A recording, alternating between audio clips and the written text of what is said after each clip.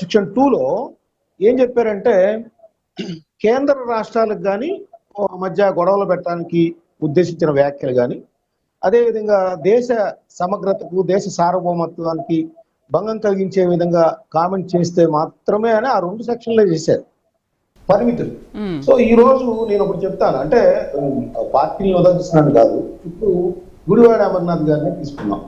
ఆయన బహిరంగంగా మన రాష్ట్రానికి చెందిన చట్టాలను అమలు చేసే విధంగా ఉండే రాష్ట్ర హోంమంత్రి అనిత్ గారి మీదే మేకప్ గురించి చేశారు. అవును.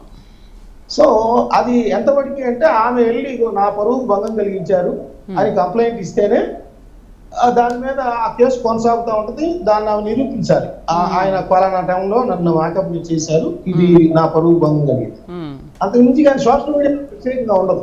మీకు ఇంకొకటి చెప్తా, ఆయన మహిళా కమిషన్ ఎదుట ఆధారపరిస్తే మనందరం అనుకున్నాం మహిళా కమిషన్ చేసింది ఇంకేదన్నా శిక్ష వేస్తారని అంటే మహిళా కమిషన్ కూడా పరిమిత అధికారాలే ఉంటాయి, పెద్దగా అధికారాలు ఉండవు. అందుకని ఆయన మహిళా కమిషన్ ఎదురుగా కూడా ఉండి కూడా నేను నా మాటలకి కట్టుబడే ఉంటాను, నేను వెనక్కి తగ్గను అని కామెంట్ చేశారంటే అక్కడ అధికారం లేవనే విషయాన్ని కూడా ఆ వ్యక్తి గమనించాడు. అంటే అది నేరమే, కానీ ఆ నేరం చేసిన వ్యక్తి ఏం చెప్తున్నాడు, మనకి అక్కడ అధికారాలు లేవనేది ఆయనకు ఎప్పుడైతే తెలుస్తుందో సో దానికి ఆయన నేను కట్టుబడే ఉంటాను అంటున్నట్టు ఎక్కడ రియలైజేషన్ అనేది పంపించాలి.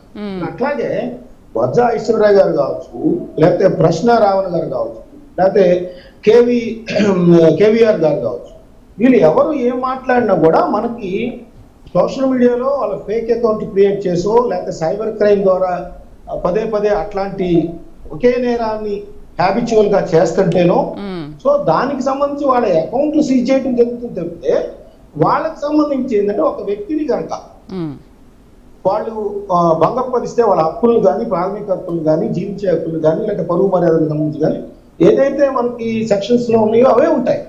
యాక్చువల్ గా ఐటీ యాక్ట్ ఇచ్చారు 2000లో.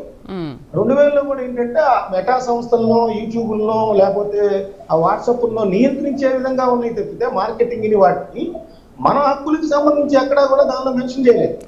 నిజానికి 2023లో కేంద్ర ప్రభుత్వం ఈ సోషల్ మీడియాలో ఇట్లా ప్రధానమంత్రి దగ్గర నుంచి అందరినీ కూడా ట్రోల్ చేయటం ఇష్టం చేస్తా ఉంటే కొన్ని గైడ్ లైన్స్ తీసుకురావడానికి ప్రయత్నించింది, కానీ అది ఆర్డినెన్స్ రూపంలో ఇంకా రాలేదు.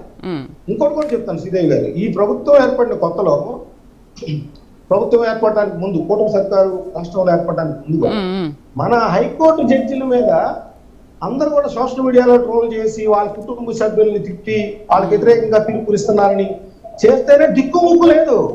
మరి హైకోర్టు జడ్జిలు ఏమైనా చేస్తాను వల్ల కాదు కదా, వాళ్ళకి చట్టం ఉంటే లేకపోతే వాళ్ళకి న్యాయపరంగా